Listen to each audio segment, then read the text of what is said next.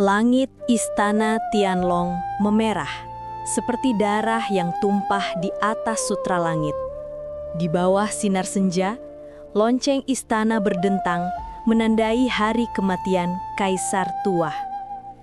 Tapi bagi sebagian orang, itu bukan hari duka, melainkan awal dari perebutan kekuasaan yang lebih kejam. Di haula besar yang dipenuhi bendera naga emas, Pangeran Longyan berdiri kaku di hadapan peti mati sang ayah. Tatapannya dingin, nyaris beku. Semua bangsawan menunduk, namun di balik setiap kepala yang menunduk, tersimpan niat busuk yang tak bisa ditebak.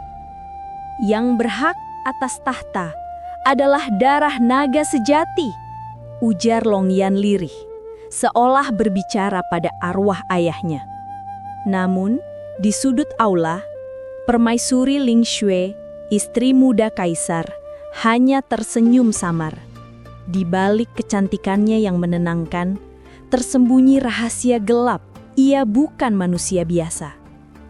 Ling Xue dikenal berwajah abadi, tak menua selama 30 tahun. Konon, darahnya berasal dari garis keturunan naga putih purba. Banyak yang berbisik, ialah penyebab kematian kaisar.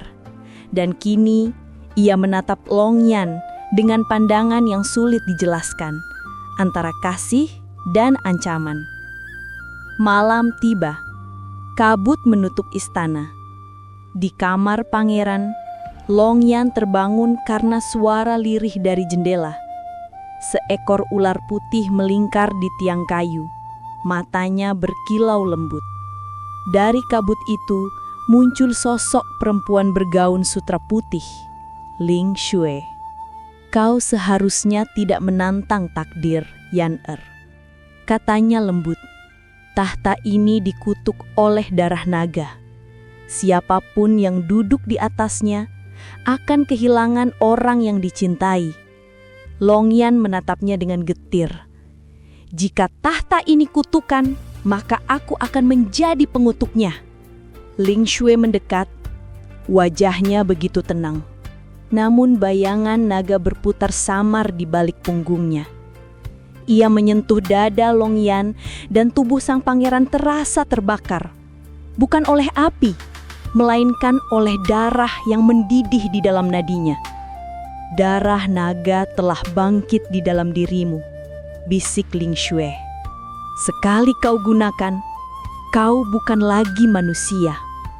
Dari jendela, kilat menyambar, menerangi simbol naga merah yang muncul di dada Longyan. Di luar, lonceng istana berdentang untuk kedua kalinya malam itu. Pertanda, kutukan darah naga telah dimulai. Dan di tengah badai, Permaisuri Ling Xue menatap langit sambil berbisik. Kutukan darah naga akhirnya terlahir kembali.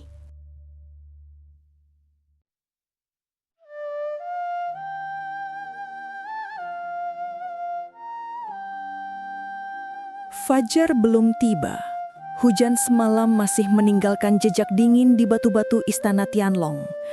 Pangeran Longyan berdiri di tepi balkon, memandangi halaman yang basah. Matanya merah menyala samar, jejak dari darah naga yang kini mengalir dalam dirinya. Kutukan itu benar-benar nyata, gumamnya lirih. Ia membuka telapak tangannya, uratnya berdenyut, menyala lembut seperti bara. Dalam sekejap, seekor naga merah kecil terbentuk dari kabut dan menghilang di udara. Tenaga itu menggoda, berbahaya, tapi menggairahkan. Longyan tahu, darah naga memberinya kekuatan yang tak dimiliki siapapun. Namun di sisi lain istana, Permaisuri Ling Xue berdiri di depan cermin perak. Di balik pantulan wajahnya yang cantik, muncul bayangan seekor naga putih melingkar. Tatapannya tajam seperti sedang memperingatkan. Aku telah menanam benih yang seharusnya tidak tumbuh, bisiknya pada bayangan naga itu. Cermin itu bergetar, dan suara laki-laki tua terdengar dari dalamnya. Suara pendeta agung dari kuil langit, penjaga rahasia kuno kerajaan Tianlong. Ling Xue, darah naga tidak boleh dibangkitkan. Kau tahu harga yang harus dibayar. Ling Xue memejamkan mata. Aku tidak bisa membiarkan dunia ini jatuh ke tangan manusia serakah. Long Yan berbeda. Di tempat lain, Putri Meling, adik tiri Long Yan, menyusuri lorong belakang istana. Ia menemukan gulungan kuno yang disembunyikan di balik patung naga. Di sana tertulis, barang siapa memiliki darah naga akan menjadi penghubung antara dunia manusia dan dunia naga. Namun cinta sejati akan menjadi pedang yang memutus takdir. Mealing menatap tulisan itu gemetar. Ia tahu kakaknya mencintai permaisuri Ling Xue, wanita yang seharusnya menjadi ibu tirinya. Kalau cinta itu terlarang, maka kerajaan ini akan runtuh.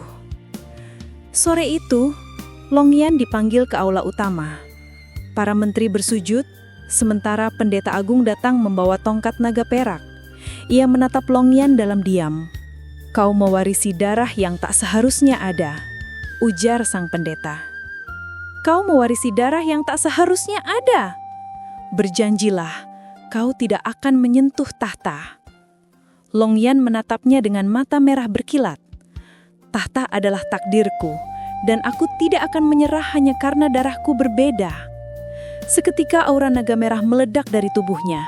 Lantern di aula padam satu persatu, lantai retak, semua orang berteriak. Hanya Ling Xue yang tetap berdiri tenang di tengah badai kekuatan itu. Yaner, kau tidak bisa melawan kutukan itu dengan amarah. Tapi sudah terlambat. Di balik punggung Long Yan, sayap naga merah muncul samar, angin berputar, dan seluruh istana bergetar.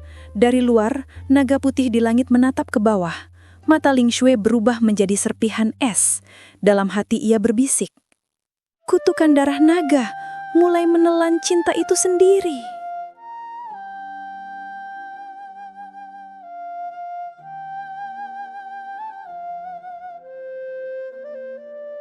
Malam turun perlahan di istana Tianlong. Angin membawa aroma dupa dan darah yang samar. Setelah ledakan kekuatan naga merah di aula utama, seluruh penjuru istana kini diselimuti ketakutan. Tidak ada yang berani mendekati Pangeran Long Yan lagi. Namun di balik semua itu hanya satu orang yang masih datang kepadanya, Permaisuri Ling Xue. Ia melangkah masuk ke ruang pribadi Long Yan, membawa kendi teh dari giok putih. Kau belum makan sejak kemarin? Katanya lembut. Darah naga membuatmu kuat, tapi juga bisa membunuhmu dari dalam. Long Yan menatapnya. Lelah namun penuh kerinduan. Mengapa kau peduli padaku, Permaisuri? Bukankah semua orang mengatakan kaulah penyebab kematian ayahku? Ling Xue diam sejenak. Matanya berkilat seperti air danau di musim dingin. Karena aku mencintaimu sebelum semua ini terjadi, Yan Er. Sejak pertama kali kau datang ke istana sebagai anak kecil yang menatap salju dengan senyum jujur. Suasana hening. Hanya suara angin yang mengaduk lentera. Long Yan memejamkan mata, mencoba menolak perasaan yang tumbuh di antara mereka. Namun semakin ia menolak, semakin kuat kutukan itu terasa. Tiba-tiba, cahaya merah mengalir dari tubuhnya. Suhu ruangan naik, dinding bergetar. Ling Xue berlari memeluknya, tapi kulitnya terbakar oleh panas naga yang menyala di dalam darah Long Yan. Berhenti, jangan lawan darah itu dengan amarah, teriak Ling Xue. Namun Long Yan berteriak kesakitan, uratnya menyala seperti bara. Dari tubuhnya muncul bayangan naga merah yang meraung ke langit, menghancurkan atap istana. Pasukan berlarian di luar dan lonceng peringatan berdentang 3 kali, tanda bencana istana. Dalam kekacauan itu, Putri Meiling datang. Ia melihat Ling Xue berlutut, memeluk Long Yan yang hampir kehilangan kendali. "Kakak, lepaskan dia! Dia bukan manusia!" teriak Mei Ling. Ling Xue menatap adik tirinya dengan air mata mengalir di pipi. Aku tahu, tapi cinta bukanlah dosa. Seketika cahaya putih menyelimuti Ling Xue, tubuhnya berubah menjadi wujud naga putih, megah dan menyilaukan. Ia terbang ke langit, berputar di atas Longyan yang kini dikuasai naga merah. Dua naga, merah dan putih, bertarung di langit, menyulit api dan salju bersamaan. Pendeta agung muncul di menara istana, mengangkat tongkat suci dan berseru. Kutukan darah naga telah mencapai puncaknya. Salah satu dari mereka harus lenyap. Petir menyambar, langit pecah, Longyan dan Ling Xue saling menatap di udara. Jika cinta kita adalah dosa, bisik Ling Xue, maka biarkan dunia ini menjadi saksi. Aku tidak akan melepaskanmu, jawab Longyan. Kedua naga itu saling menabrak dalam cahaya yang memekakkan bumi. Api merah bercampur salju putih membentuk simbol naga kembar, tanda bahwa cinta mereka telah menyatu dalam kutukan. Di bawah langit yang retak, istana Tianlong terbakar perlahan. Dan dari jauh, Putri Mei Ling menatap reruntuhan itu dengan wajah dingin, suaranya lirih. Cinta mereka telah membangunkan naga purba yang tertidur selama 1000 tahun.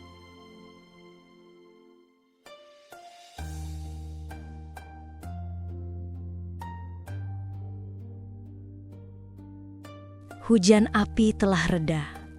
Istana Tianlong kini hanya tersisa puing dan abu. Kabut putih menutupi tanah, dan dari langit yang retak, dua sinar, merah dan putih, jatuh perlahan ke bumi, membentuk dua sosok manusia yang terbaring berdampingan. Mereka adalah Pangeran Longyan dan Permaisuri Ling Xue.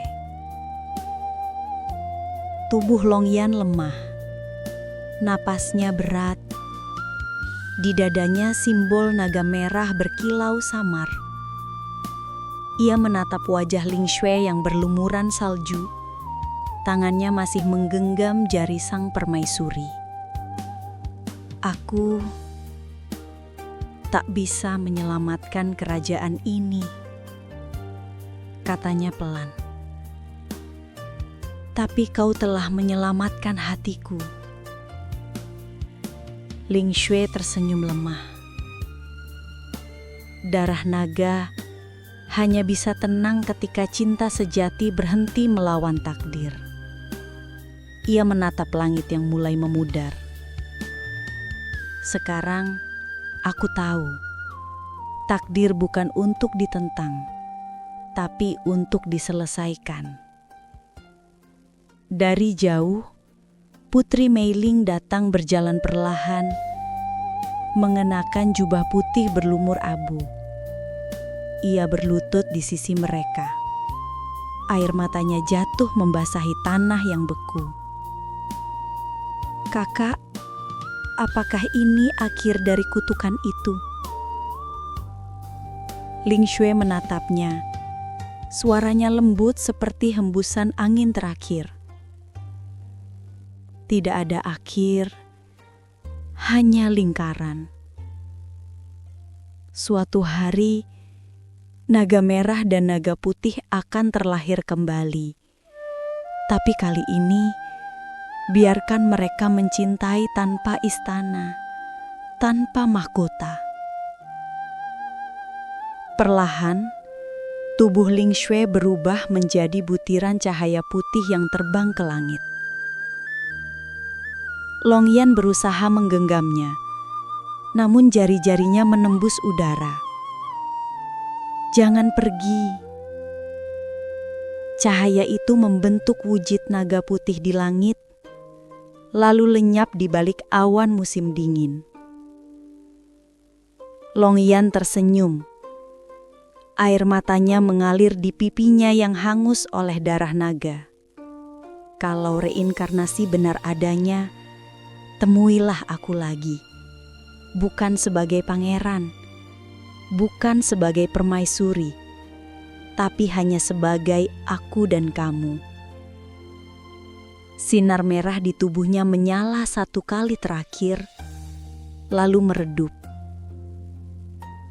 Darah naga yang selama ini mengutuki dunia kini kembali ke tanah, membeku menjadi permata naga merah di tangan Mei Ling.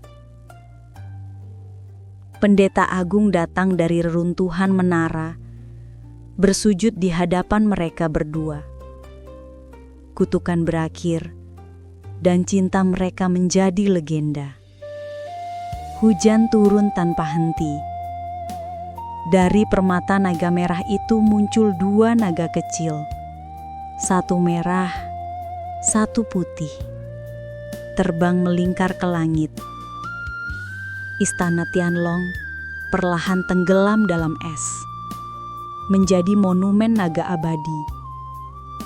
Tempat di mana cinta dan kutukan berhenti di bawah langit yang abadi.